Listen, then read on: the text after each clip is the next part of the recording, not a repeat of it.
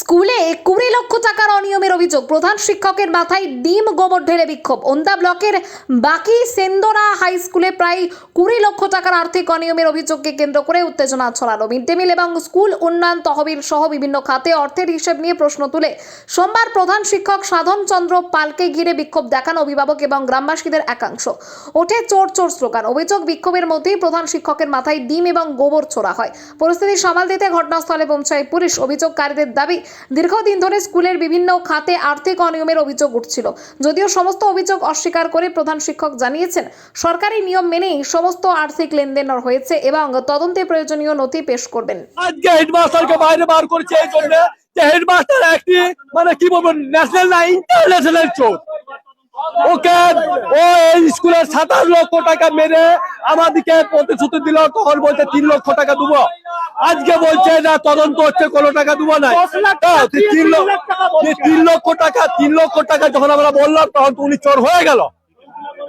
আরে school development fund থেকে মেরেছে, মিড ডে মিলের টাকা মেরেছে, মিড ডে মিল। তারপরে আপনার বাচ্চারা যেটা যখন ভর্তি হয় সেখান থেকে কাটমানি খাচ্ছে, চালের টাকা মারছে, ডিমের টাকা মারছে, প্রস্তুত টাকা মারছে, প্রস্তুত জায়গাতে মশলা খাওয়াচ্ছে।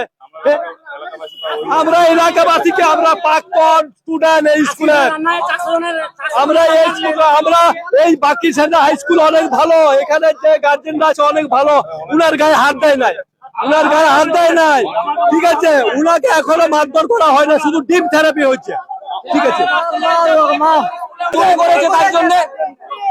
চুরি করেছে তার জন্য গেটের বাইরে ওনাকে তো আসতে বারণ করেছিলাম আমরা 15 আগস্ট, এবার আপনি আসবেন নাই, আমাদের ছেলে মেয়েরা স্কুলে পড়তে চাইছে নাই, আর বলছে আমাদের চোর হেডমাস্টার আছে স্কুলে যাবো না, তার জন্য আসতে বারণ করে। উনি আসছেন, বলছে ডিআই অফিসে তদন্ত হচ্ছে, তদন্তের রিপোর্ট আসুক তারপর আপনি ঢুকবেন।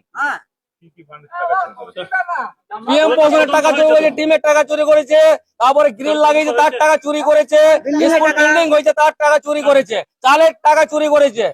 রাখা ওদের অভিযোগ এনেছে, তার জন্য একবার তদন্ত হয়েছে, আরেকবার তদন্ত হয়েছে। আপনি ছিলেন সেই সময়, তদন্তের সময় তদন্ত রিপোর্ট এখনো আসেনি এবং আজকে ওরা হেনস্থা করেছে, বারবার স্কুল আসতে আমাকে বাধা দেয়, ওরা আমার কাছ থেকে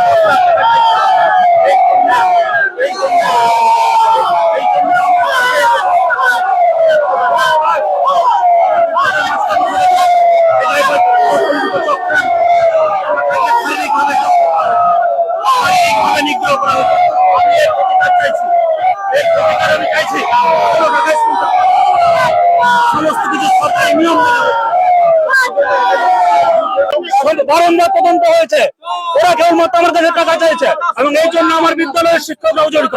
আমার বিদ্যালয়ের 2 জন শিক্ষক বলছে, তারা বারবার নিয়ে আসছে। আমি ছাত্রছাত্রীদের স্বার্থে, ছাত্রছাত্রীরা পরীক্ষার রেজাল্ট পাবে না, ফর্ম ফিল আপ হয়নি, ফর্ম ফিল আপ হয়নি, তদন্ত হয়েছে,